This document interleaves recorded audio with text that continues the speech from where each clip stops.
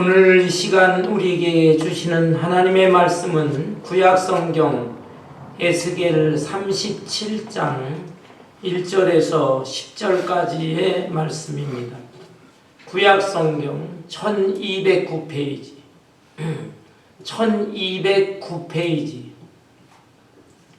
에스겔 37장 1절에서 10절까지 제가 한 절, 여러분 한 절 교독하겠습니다. 여호와께서 권능으로 내게 임재하시고 그의 영으로 나를 데리고 가서 골짜기 가운데에 두셨는데 거기 뼈가 가득하더라. 나를 그 뼈 사방으로 지나가게 하시기로 본즉 그 골짜기 지면에 뼈가 심이 많고 아주 말랐다. 그가 내게 이르시되 인자야 이 뼈들이 능히 살 수 있겠느냐 하시기로 내가 대답하되 주 여호와여 주께서 아시나이다. 또 내게 이르시되 너는 이 모든 뼈에게 대언하여 이르기를 너희 마른 뼈들아 여호와의 말씀을 들을지어다. 주 여호와께서 이 뼈들에게 이같이 말씀하시기를 내가 생기를 너희에게 들어가게 하리니 너희가 살아나리라. 너희 위에 힘줄을 두고 살을 입히고 가죽으로 덮고 너희 속에 생기를 넣으리니 너희가 살아나리라. 또 내가 여호와인 줄 너희가 알리라 하셨다. 이에 내가 명령을 따라 대언하니 대언할 때에 소리가 나고 움직이며 이 뼈 저 뼈가 들어맞아 뼈들이 서로 연결되더라. 내가 또 보니 그 뼈에 힘줄이 생기고 살이 오며 그 위에 가죽이 덮이나 그 속에 생기를 또 내게 이르시되 인자야 너는 생기를 향하여 대언하라. 생기에게 대언하여 이르기를 주 여호와께서 이같이 말씀하시기를 생기야 사방에서부터 와서 이 죽음을 당한 자에게 불어서 살아나게 하라 하셨다 하라. 이에 내가 명령대로 대언하였더니 생기가 그들에게 들어가매 그들이 곧 살아나서 일어나 서는데 극히 큰 군대더라. 아멘. 아멘. 지난 한 주간 교단 한인교회 협의회 총회가 있어서 영국을 잘 다녀왔습니다. 목사님들, 사모님들 총 89명, 또 안내하는 선교사님들 2분, 91명이 영국의 시골 지역인 웨일스라고 하는 지역이 있어요. 그 웨일스 지역과 또 영국의 심장부라 할 수 있는 런던 그 두 지역을 돌아보면서 많은 것을 보고 듣고 느낄 수가 있었습니다. 총회 회의도 은혜롭게 잘 진행이 되고 또 목사님들과 사모님들이니까 가는 곳마다 뜨겁게 간절히 기도를 하고 또 버스로 이동하니까 또 친교도 하고 그러면서 우리 교회 사회에 참 큰 족적을 남길 수 있는 지역들, 이런 지역들 사적지도 방문하고 했습니다. 많은 것을 보고 또 느끼고 깨닫고 앞으로 우리의 시대, 앞으로의 시대는 어떻게 살아야 할 것인가 하는 도전도 받았습니다.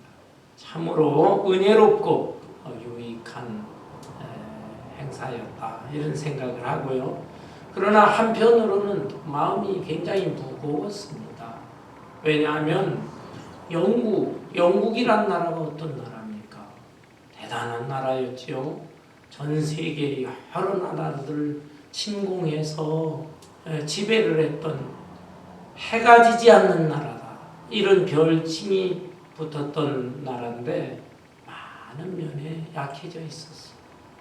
그리고 영국의 교회들, 그 교회들도 얼마나 왕성했습니까? 기독교 복음을 위해서 세계적으로 큰 영향을 미쳤던 그런 교회들인데 그 교회가 너무 침체되고 쇠약해져 있었어요. 웨스트민스터 채플이라고 하는 유명한 곳을 방문했습니다. 그곳은요, 캠벨 몰건 목사님부터 시작을 해서 신앙의 거성들, 그리고 또 20세기에는 로이드 존스 목사님이 목회를 하면서 수천 명씩 모이고 영국 지역뿐만 아니라 유럽과 전 세계에 엄청난 영향을 미쳤던 그런 교회예요. 그런데 그런 교회에 갔는데 성도 수가 얼마나 되냐, 장로님이 나와서 설명을 하는데 250명쯤 됩니다. 그런데 그것도 큰 수라고 이렇게 자랑 내지 자부심을 가지면서 얘기를 하는 거예요. 야, 대표적인 교회인데 250명 나오고 다른 교회는 뭐 말할 것도 없지요. 가이드 목사님한테 물어봤습니다. 영국에 지금 기독교 신자의 수가 얼마나 됩니까? 라고 했더니 알 수가 없대요. 교회는 안 다니면서도 오랜 전통 때문에 내 마음속에 예수님 있습니다 라고 그냥 자기 크리스찬입니다 라고 생각하는 사람들의 수가 대부분이고, 1년에 한 번, 어쩌다 몇 년에 한 번 교회 나와 예배 드리는 사람, 그런 사람까지 포함을 한다면 한 5%? 그리고 우리처럼 그래도 주일날인데 하고 주일날 교회 나와서 예배 드리는 수만 따진다면 전체 한 2% 정도밖에 되지 않는다. 기가 막히죠. 기독교가 전체 주류를 이루던 그런 나라였는데 이렇게까지 침체되었습니다. 영국뿐만 아니라 대부분의 지금 유럽 나라들이 그런 현상이 빚어진다는 거. 크고 아름답고 멋진 교회다. 여기 다 이것들이 이슬람 사원으로 바뀌었고, 또 그 교회당이 술집, 카페로 또 이렇게 전락을 하고, 이런 모습들 너무 흔하게 볼 수가 있었습니다. 영국의 목사님들이 선교사로 간다?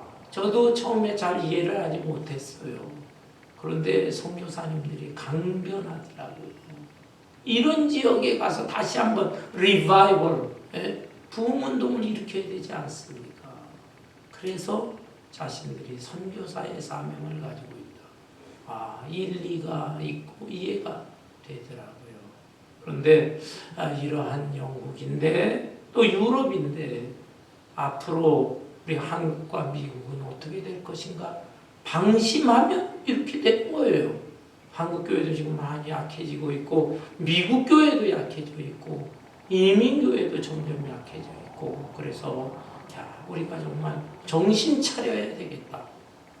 지금의 시대, 그리고 앞으로 우리 자녀들의 다음 세대의 모습은 어떻게 될까 하는 그 도전을 받으면서 우리가 정말 말씀의 충만, 성령의 충만, 새로운 부흥운동이 일어나서 우리 다음 세대의 믿음의 유산을 잘 물려주어야 되겠구나, 이런 다짐을 하면서 돌아왔습니다. 오늘의 본문 말씀은 에스겔 선지자가 환상 가운데 경험했던 내용을 기록한 말씀입니다. 하나님께서 에스겔 선지자에게 함께 하셨어요. 환상 중에 이 에스겔 선지자를 어떤 골짜기로 데리고 가셨습니다. 그곳에 보니까는 참 마른 뼈가 그냥 가득 쌓여 있었어요. 이건 사람의 시체가 수십 년, 수백 년, 수천 년 지나면서 다 살은 썩어 없어지고 뼈다귀가 남은 그 해골뼈로 가득 차 있는 그런 골짜기였습니다. 너무나 참혹하지. 너무나 처참하고 끔찍하죠. 그런데 하나님께서는 이런 에스겔 선지자에게 이 뼈들을 향해서 대언하라. 곧 하나님의 말씀을 받아서 말씀을 대신 전하라는 겁니다. 외치라. 하나님의 말씀을 외쳤더니 세상에 그 죽고 널브러져 있는, 흩어져 있는 뼈와 뼈들이 착착착착 막 움직이면서 제자들이 찾아가면서 뼈들이 다 다 맞춰지는 것입니다. 그리고는 거기에 힘줄이 붙고 살이 붙고 가죽이 덮이는 거예요. 신기한 현상이 일어나. 하나님께서는 다시 한번 에스겔 선지자에게 너는 생기에게 명해서 생기야 저들에게 들어가라 외치라고 했어. 그 명령에 순종해서 생기야 들어가라 외쳤더니 정말 그 생기가 들어가니까 그게 그냥 벌떡 일어나 큰 군대가 되었다. 뼈들이 연결되고 거기에 힘줄이 붙고 살이 붙고 가죽이 덮였어도 여전히 시신의 상태였어요. 살아있는 건 아니에요.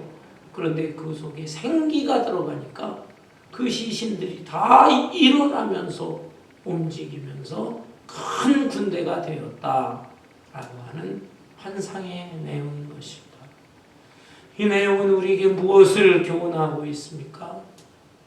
여기에 이 마른 뼈들, 골짜기에 가득 쌓여있는 마른 뼈들, 그 마른 뼈들은 이스라엘을 상징합니다. 이스라엘. 그리고 이 마른 뼈의 이 골짜기 절망과 낙심의 장소가 아닐 수 없어요. 그런데 이러한 곳이지만은 하나님께서 이러한 절망과 낙심의 장소에까지도 오신다, 찾아주신다 라고 하는 걸 교훈으로 받을 수 있습니다.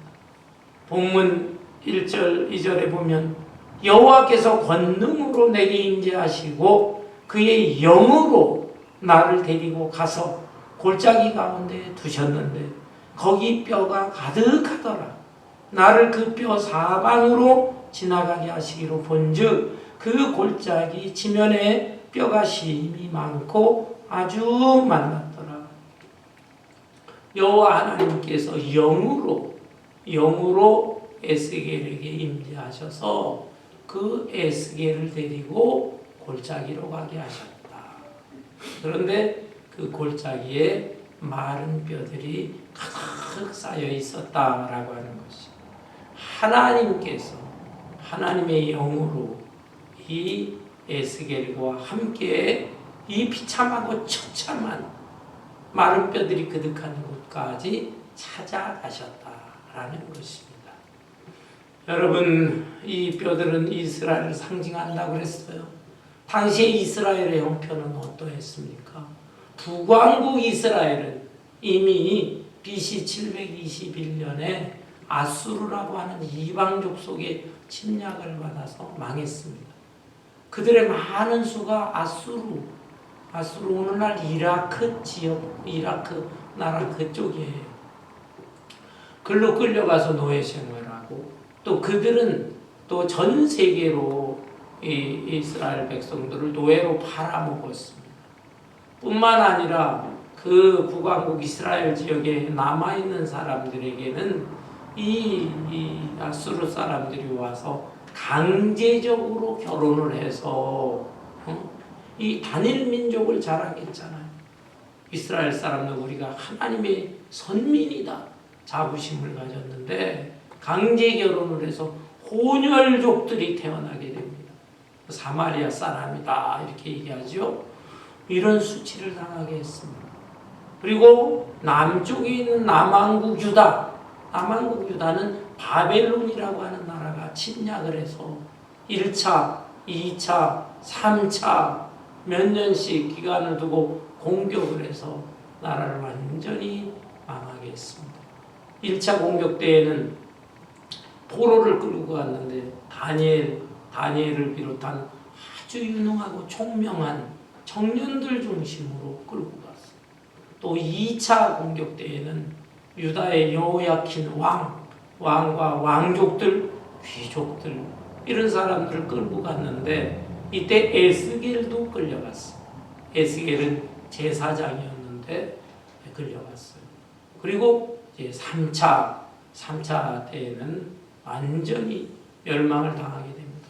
예루살렘 성전이 불타고 성곽도 다 무너지고 할 때 유대 나라의 마지막 왕 시드기야 왕이 붙들려가고 그 외에 많은 사람들이 포로로 끌려가게 되었습니다.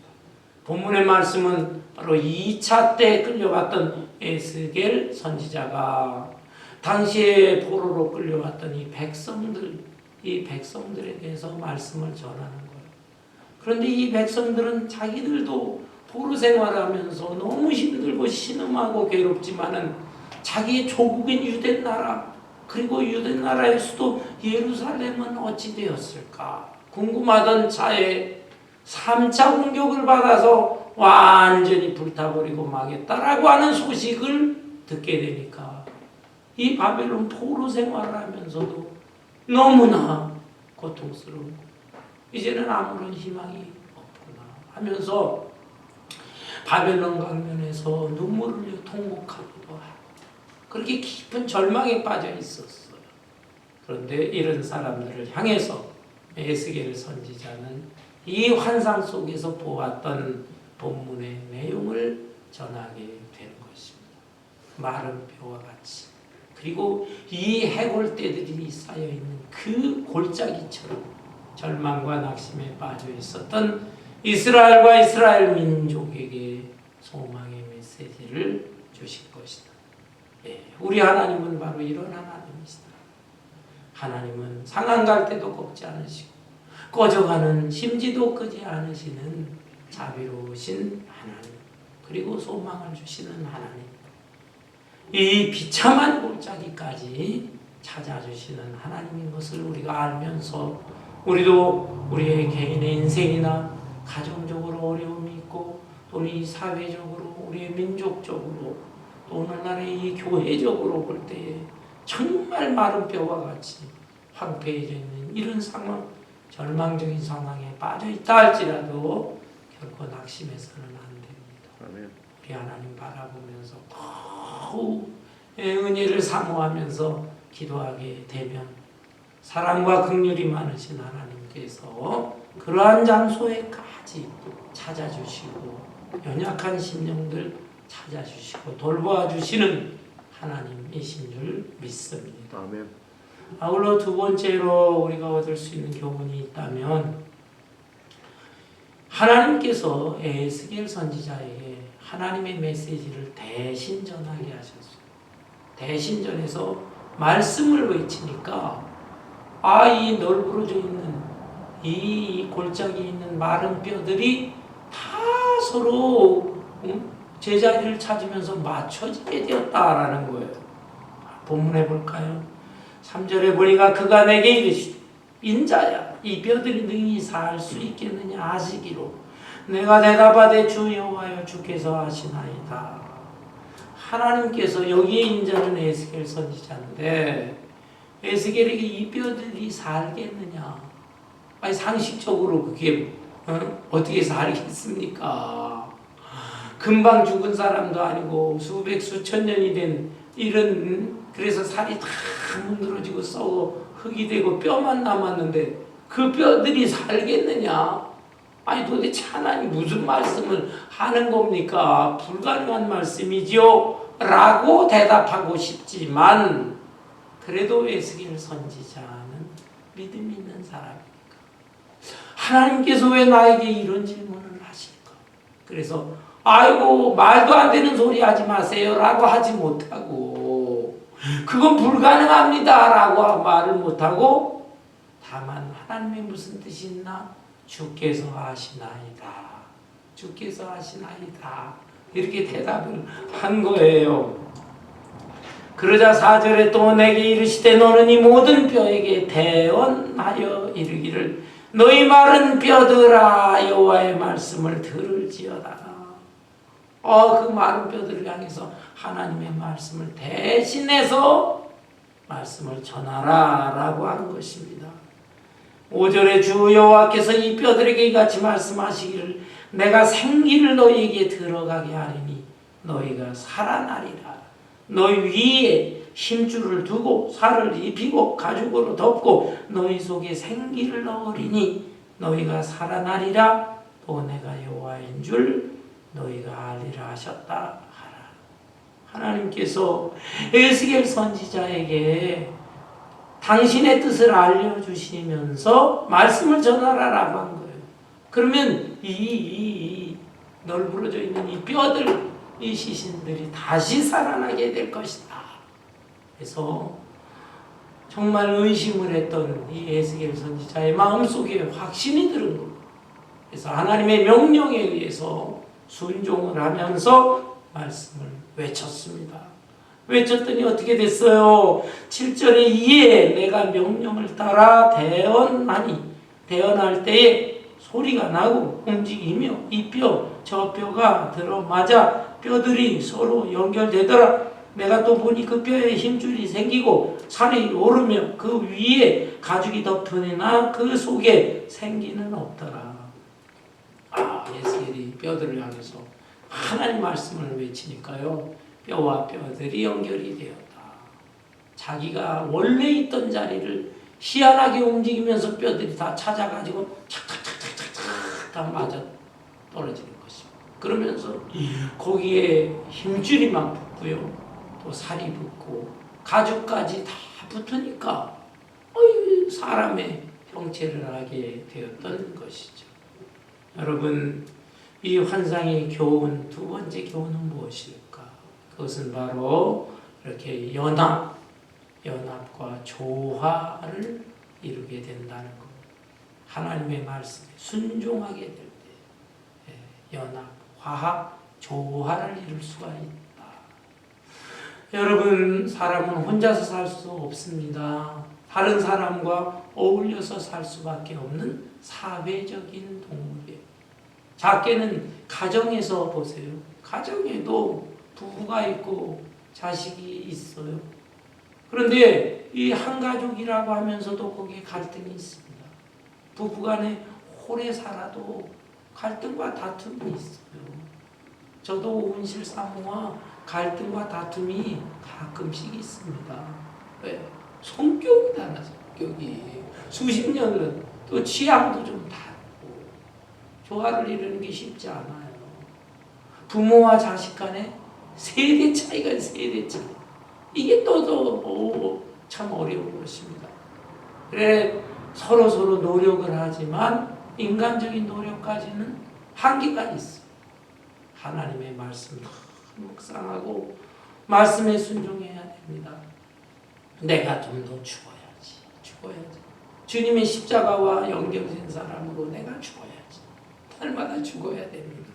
그러면서 또 서로 사랑하라고 했는데 가족을 사랑하지 못한다면 그게 되겠습니까? 말씀에 순종할 때 역사가 일어나는 거예요. 그리고 이 사회에도 보십시오. 사회에도 갈등이 얼마나 많습니까? 빈부격차가 너무 심해요. 가진 자와 못 가진. 회사를 보면 회사의 사장, 또 일반 사원, 월급의 차이가 얼마나 많으냐. 사장은 사장대로 하는 그 중요한 일이 있고 사원은 사원대로 할 일이 있지만은 임금격차가 너무 심하다라고 할 때 거기에 갈등이 막 빚어지는 것입니다. 우리가 노력해서 사장 당신이 돈 버는 거 아니냐? 사장은 사장대로 내 덕에 너희들 돈 벌고 가족들 생활하는 것이 아니냐? 그리고 이 조화를 이루기가 어려운 거예요. 기업 같은 데는 어떻습니까? 그 기업의 회장과 그 행정직을 맡은 사람들, 그 일반 이 노조원들의 그 관계가 갈등을 맺혀서 그 노조들 데모하는 일들이 얼마나 많이 발생하고 있습니까? 이러한 문제도 이게 하나로 잘 화합을 하고 연합하고 조화를 이루는 게 어려워요. 서로 협상하고 회의도 많이 하지만 그러나 하나님의 말씀, 그 말씀의 핵심, 진실한 사랑과 평화에 대한 말씀, 그 예수님의 핵심인데 예수님의 사랑과 평화의 마음, 겸손한 마음을 갖지 않으면 결코 하나가 될 수가 없습니다. 지난 주간에 4월 29일 무슨 날이었죠? 4.29 폭동이 일어난 지 33주년이 되었던 날이에요. 제가 그때 불과 몇 개월 전에 미국에 유학을 왔는데 유학을 와가지고 얼마 있다가 그때 지진도 굉장한 지진이 일어나고 아니 학교에서 공부하는데 뭐 LA 폭동이 일어났다고 뭐 난리가 이게 뭐야? 그래가지고 학교에서 일찍 집으로 다 파괴했어요. 돌아와서 TV 트니까 뭐 난리가 났다. 예. 백인 경찰이 흑인 범죄자죠. 젊은 흑인 범죄자. 러드니 킹인가 뭐 그런 사람인데 이걸 체포하는 과정에서 좀 너무 심했어. 막 그냥 몽둥이를 때리고 그 구두발로 막 짓밟고 그러면서 강제로 체포하는데 그게 어떻게 동영상으로 찍혀가지고 퍼져나가게. 야, 그걸 흑인들이 보면서 그 분노를 일으키면서 폭동이 일어났잖아요. LA 사우스 센트럴에 시작돼가지고 그 폭동의 수가 점점 세력이 커지면서 그런데 엉뚱하게 이 사람들이 백인들을 공격하지 않고 그 폭동의 무리들이 코리아타운 쪽으로 막 쏟아지면서 코리아타운에 있었던 상가들이 불타고 또 한인들도 죽고 그랬습니다. 야, 그리고 그걸 저지하겠다고 총을 준비해가지고 뭐 옥상 같은 데 올라가서 막 총을 그게 막 대립에 나오는 그 모습일 때 이게 지금 뭐냐. 옛날 무슨 서부 영화에 나오는 이런 총격전 같은 게 막. 그러나 그래도 그것을 다 무마하면서 넘어왔는데 그 이후에 흑인과 백인의 갈등이 나아졌습니까? 30여 년 세월이 지났는데 흑인들과 한인들, 흑인과 에이시안 인종들과 나아졌습니까? 회담도 하고 뭐 그러면서 좀 나아지는 듯 했다가 코로나가 발생하면서 또 인종차별, 인종격차 이런 게 심해지고 너무너무 미국 사회도 어려운 것이고 이런 것들을 어떻게 하나로 화합을 하고 연합을 하고 조화를 이룰 수가 있을까? 사람의 아이디어 가지고 어려워요. 하나님의 말씀으로 돌아가고 말씀의 중심인 예수님의 마음을 품고 할 때 이 마음이 정신으로 화합이 되어질 수가 있는 것입니다. 아울러서 여기에 있는 이 말씀을 잘 보면 마른 뼈들이 붙고 힘줄 붙고 살이 붙고 가죽이 덮였지만 사람의 형체들을 다 갖췄지만 아직 살아난 건 아니에요. 그 속에 생명이 없어. 생명이 들어가야 되잖아요. 그래서 하나님께서 이 에스겔 선지자에게 명령하신 것입니다. 생기를 향하여 태어나라. 생기가 들어가게 하라라는 것입니다. 구조. 또 내게 이르시되 인자야 너는 생기를 향하여 태어나라. 생기게 태어나여 이르기를 주 여호와께서 이같이 말씀하시기를 생기야 사방에서부터 와서 이 죽음을 당한 자에게 불어서 살아나게 하라 하셨다 하라. 이에 내가 그 명령대로 태어나였더니 생기가 그들에게 들어가매 그들이 곧 살아나서 일어나 서는데 극히 큰 군대더라. 이 생기가 무엇일까? 신학자들에 의하면 성령으로 이해하는 학자들도 있고 성령한테 명한다는 게 좀 이상하지 않느냐? 그래서 성령은 아니고 어쨌든 인간의 모든 생명의 근원, 생명 자체다. 뭐 이런 갈래를 해석하는 분들이 있어요. 그러나 어쨌든 이 생기의 명에서 생기들이 들어가게 되었을 때 그들이 성령을 받게 된 것은 사실. 성령을 통하여 생기가 들어가고 성령의 역사를 통하여 이 시신들이 살아나고 일어나 움직이고 큰 군대가 되었다 하는 거예요. 여러분 이 말씀은 직접적으로는 이스라엘의 회복을 가리키는 말씀입니다. 곧 이렇게 아수르한테 멸망한 북왕국이 전 세계에 흩어져 있고 그 지역에 있지만 혼혈적이던 백성들 뿐만 아니라 바벨론 포로에 끌려간 이스라엘 너무나 힘없고 약소국이었던 그들에게 하나님께서 함께 하셔서 때가 되게 되면은 하나님의 군대가 될 것이다. 강대국이 돼서 다시 돌아오게 될 것이다. 라고 하는 예언의 말씀이에요. 이 말씀은 그대로 이루어졌습니다.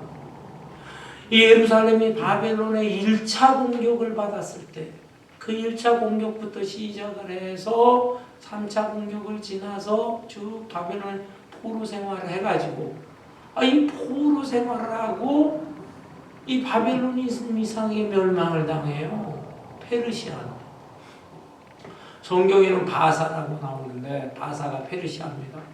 페르시아의 고레스 왕에 의해서 바벨론이 망하고 고레스 왕이 취임을 하게 되자 신기하게 이 유다 백성들 다 니네 나라로 돌아간다. 계산을 하면 70년이 됩니다. 70년.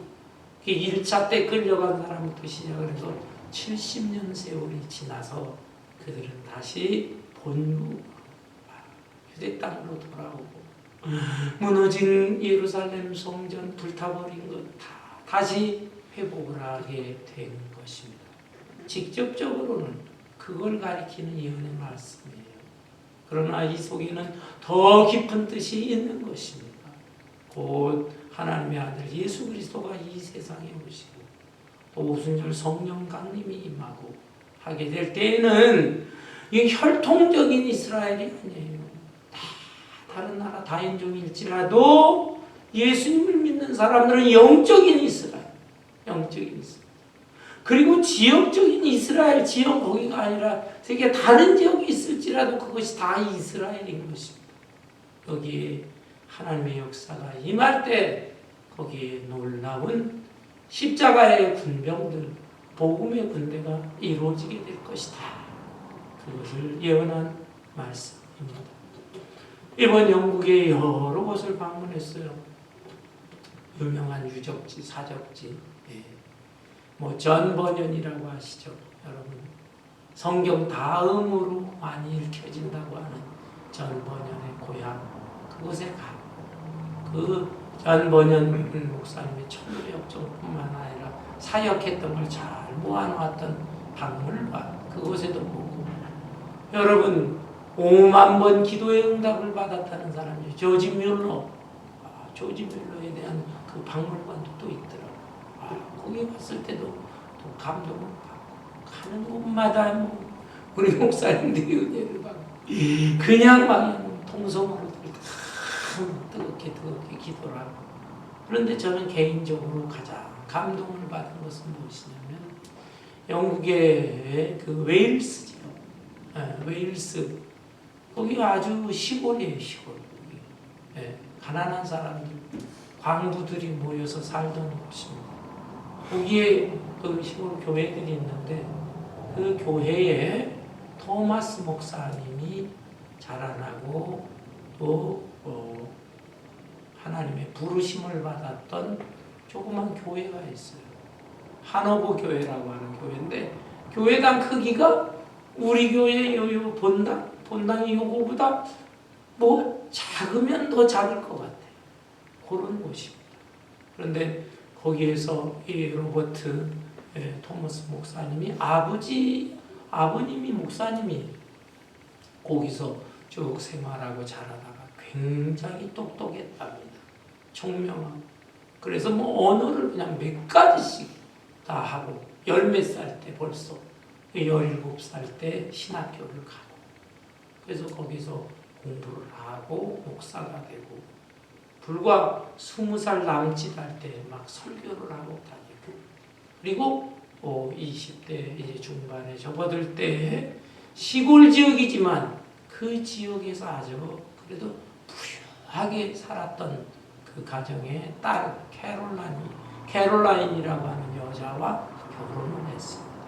근데 이 캐롤라인도 아주 부잣집, 뭐 그 지역에서 세 번째 부자라니까 그런 딸인데도 믿음이 너무 신실하고 좋았어. 둘이 결혼을 하고 신혼여행 대신에 우리는 중국에 가서 선교 사역을 하자. 열심히. 너무 똑똑해서 이 토마스 목사님이 목회자로 대성을 할 텐데 목회자로 하기를 바랬지만 토마스 목사님은 나는 하나님의 부르심을 받았다. 그래서 중국에 갔습니다. 그런데 이게 웬일입니까? 중국에 가니까는 그 날씨, 기후, 음식이 다르잖아요. 불과 그곳에 간 지 한 3개월 만에 그 부인 캐롤라인이 견디기가 어려워요. 병이 생기고. 그때 마침 미국에서 온 선교사 부인이 목숨을 잃었어. 거기에 적응을 못하고. 거기에 중격을 받아가지고. 이미 뱃속에 어린 생명이 있었는데 이 캐롤라인 사모도 그 애가 유산이 되고 유산이 된 지 3개월 만에 세상을 떠났습니다. 토마스 목사님으로서는 견디기가 어려웠어요. 하나는 내가 다른 나쁜 짓 한 것도 아니고 주의 복음을 위해서 복음도 내가 편안하게 전하는 것도 아니고 이 영만이 이국 땅에 와서 물설고 낯설은 타국 땅에 와서 내가 내 인생을 바치면서 선교하겠다고 하는데 내 아내와 아이를 이렇게 데려갈 수 있어요. 원망하고 울부짖고 인간적으로 이해할 수 있죠. 선교사 그만뒀어요. 선교본부하고 다 해서 나 그만두겠다. 그리고 거기 이제 세관에 들어가서 세관의 외국 사람들도 드나드니까 통역 일을 맡아 하게 되었습니다. 그러는 와중에 이 조선 알지도 못하는 조선 땅에서 건너온 천주교 신자 둘을 만나게 되었어요. 이 사람들은 그때 벌써 이 조선 땅에 천주교가 먼저 들어갔잖아요. 근데 대원군의 그 핍박 정책에 의해서 많은 사람이 죽고 이 사람들도 피신해서 중국에 넘어온 거예요. 이 사람들을 만나서 얘기를 하는데 이 중국 가까운 곳에 조선이라는 나라가 있고 거기에 얘기를 들어보니까 천주교 신자는 있는데 개신교 신자는 한 사람도 없다는 것을 알게 되었어요. 그러자 다시 한번 이 목사님의 마음속에 선교의 열정이 불타오르게 됐어요. 그래서 내가 다시 한번 이 조선 땅으로 한번 가봐야 되겠구나. 그곳이 어떤 곳인가? 그게 중국 한문으로 쓰여진 성경. 중국엔 벌써 한문 성경이 많았어요. 그 한문 성경을 많이 가지고서 몰래 배를 타고 들어갔습니다. 조선 땅에 들어갔어요. 만나는 사람들에게 성경을 나눠주고 한 2달 정도 거기에 머무릅니다.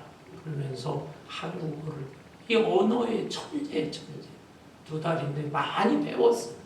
그리고는 중국으로 다시 돌아가서 내가 내 사명을 바칠 곳은 조선이구나.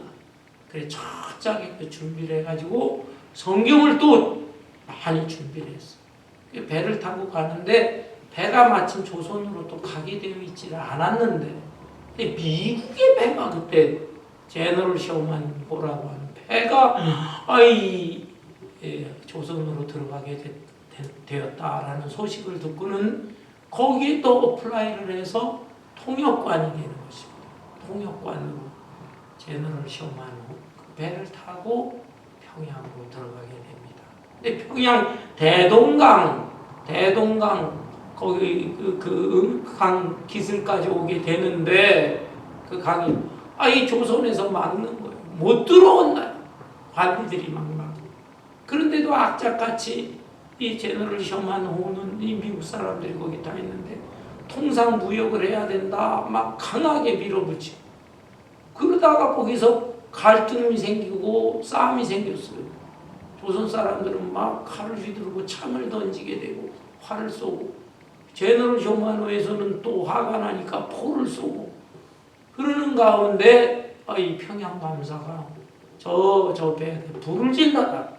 그래가지고는 이 밀물이 나가고 썰물 상태니까 배가 움직이질 못했잖아. 썰물일 때 그래서 불을 질러가지고 불에 타서 많은 사람이 죽고 몇 사람은 배에서 뛰어내려서 강으로 올라오는데 바로 토마스 선교사도 거기서 뛰어내렸습니다. 그래가지고 강기슭으로 막 올라오는데 올라오는 데를 그냥 거기에 포졸들이 목을 쳐서 죽이는 것입니다. 토마스 목사님도 거기 올라왔을 때 그 박충권이라고 하는 나졸인데 그게 목을 치는데 그때 그냥 성경을 가지고 있는 여러 권의 성경을 던지면서 예수를 믿어라 예수를 믿어라 그렇게 하고서 목이 잘려 참수를 당해서 죽임을 당했어요. 그때 나이가 27살이에요. 27 생일을 이틀 앞둔 26살이에요. 그 나이에 세상에 자기 아내 죽고 뱃속에 있는 아이의 주. 자기도 그 꽃다운 젊은 청춘의 나이로 세상을 떠났어. 그렇지만은 그가 뿌린 순교의 피는 헛되지 않았습니다. 로버트 토마스는 한국에 온 개신교 최초의 순교자예요. 그런데 그가 죽었다고 하는 소식이 이 영국 웨일스에 있는 하노버 교회에 알려졌을 때 그 아버님 목사님은 먼저 천당에 간 상태지만 어머니가 살아있어요. 어머니가 얼마나 마음이 아팠겠어요. 그런데 어머니가 기도한 그 기도의 글이 지금도 남아있어요. 하나님, 내 아들이 전혀 우리가 알지도 못하는 그 땅에 가서 목이 잘려서 참수를 당했는데 그 죽음이 헛되지 않게 주옵소서. 그 피가 흐르고 흘러서 조선 땅에 영적인 새로운 역사가 일어나게 하소서. 그 어머니도 대단해요. 그래서 그 정말 순교의 피가 헛되지 않았어요. 너무나 하나님이 하시는 방법은 신기한 것입니다. 그때 그 목을 쳤던 박충건이라고 하는 자는 도대체 이 사람이 그렇게 나한테 또 사람들한테 전하려고 하는 저 책이 뭔가? 성경을 가져왔어. 성경을 계속 맨날 며칠 읽는데 성령이 감동하는. 와, 이런 내용이구나. 그 말씀, 예수에 대한 내용, 감동을 받아서 이 사람이 훌륭한 신자가 됩니다. 그리고 그 강기승 모래사장이 있었던 자리에 12살 먹은 최치량이라고 하는 어린애가 있었어요. 그 애는 또 호기심으로 성경 3권을 집어들었는데 그 성경을 가지고 있으면 혹시 관청에서 벌을 내릴까 봐 무서워서 그 중에 한 권만 살짝 자기 아는 중간 지위에 있는 사람한테 넘겨줬어요. 그런데 그 사람, 박영식이라고 하는 사람인데 그 사람이 성경을 들고 이걸 읽을 생각을 하지는 않고 이까짓 거 이거 버려야 되겠다 생각했는데 버리기보다는 자기 집에 도배지로 사용을 했네요. 찢어가지고 벽지에 다 발라버렸어. 근데 밤에 집에 들어와서 그 벽지를 쳐다보는데 글이 있잖아요. 그 글을 읽으면서 마음이 점점 이상해지는 거예요. 그리고 자기 또 조카라는 사람이 있어. 조카가 그 집에 왔대. 벽지로 그냥 온통 말라진 거를 읽어보면서 감동을 받았어. 와, 이렇게 해가지고 그게 막 변화가 되는 거예요. 거기 있었던 사람 중에 하나는 또 어떤 작은 교회 개척을 했는데 거기서 또 영수는 오늘날의 장로 내지는 전도사, 말씀을 평신도지만 전하고 교회를 섬기는 사람, 이런 사람도 됐고, 신기한 거는 그 벽지를 발라놓은 그 장소가 평양의 최초의 교회인 장대현 교회가 되어집니다. 순수한 한국말로 널다리꼴 교회가 되는 거예요. 그런데 보세요. 얼마나 하나님의 그 섭리가 오묘한 것인지. 이분이 1866년 로버트 토마스가 순교했는데 40여 년이 지났어요. 지났을 때 그 웨일스 지방에 토마스 선교사님 그 있었던 그 교회에서 불과 얼마 떨어진 가까운 곳에 거기에 모리아라고 하는 교회가 있습니다. 아브라함이 이삭을 제물로 바쳤던 모리아, 그 같은 이름이에요. 모리아 교회. 근데 그 모리아 교회도 조그마한 교회예요. 시골 교회니까 거기에 이반 로버츠라고 하는 사람이 있었어요. 이반 로버츠. 이 사람은 평신도예요. 그냥 탄광에서 일하는 사람이에요. 그렇지만 어려서부터 주일학교 때부터 신앙생활하고 말씀을 사모하고 이런 사람인데 이반 로버츠가 그 작은 교회에서 설교를 하게 됐어요. 설교하는데 듣는 사람의 마음이 막 움직이고 이반 로버츠도 뜨거워지고 그러면서 막 기도를 하게 되는데 이 소문이 막 일대에 막 퍼지면서 웨일즈에 있는 사람들이 막 몰려오게 됐어요. 그게 웨일스 대부흥운동이라고 하는 것입니다. 1904년에 엄청난 그 섬에 있는 사람들이 다 몰려 들어오고 이것이 이제 영국 전역 런던 지역에까지 일어난 대부흥운동. 그리고 그 부흥운동의 소식이 또 다른 데도 또 전해지게 돼요. 인도에 있는 어느 지역에서 또 엄청나게 1905년 그리고 1906년에는 우리가 살고 있는 이 지역에서 가까운 아주사라는 데가 있어. 아주사의 대부흥운동이 막 일어나. 그래 거기에 막 사람이 모여서 막 동해 자복하고 술집들이 다 문을 닫고 도박장들만 문을 닫고 장기들도 다 회개를 하고 어마어마한 역사가 그 교회사에 나오거든요. 아주사 대부흥운동. 토마스 선교사님이 순교의 피를 흘리고 40년이 되었을 때 이런 운동이 일어나고 그리고 마침내 평양의 대부흥운동이 일어나고 1907년 40년 41년째 되는데 세상에 이때 거기에서 초대 목사님 길선주 목사님 뭐 이런 분들이 막 말씀 전하고 얘기하고 아니 뭐 평양에 있는 사람들이 막 몰리고 평양 대부흥운동으로까지 이루어지게 됐어요. 토마스 선교사님이 던져진 그 성경책을 찢어가지고 벽지로 만든 그 장소, 그게 장대영 교회인데 거기에 40년 만에 엄청난 대부흥운동이 일어나면서 저 신의주와 저 한경도 원산 쪽에 이 북한 일대에 복음이 전해지면서 수많은 교회들이 생겨나게 된 것입니다. 그리고 6.25 동란이 일어나서 그들이 어쩔 수 없이 피난 왔지만 남쪽에 와서 그 이북 분들이 엄청난 역할을 할 거예요. 이북에서 온 한경지 목사님 다 그냥 월남해가지고 와서 영락교회를 위시해서 엄청난 교회들이 세워지고 그래서 한국에 4만여 교회와 1천만 성도 전 세계 오늘날 선교사를 가장 많이 파송하는 나라가 미국이고 두 번째가 한국이 되게 된 것입니다. 야, 이러한 일들이 우연이라고 하겠습니까?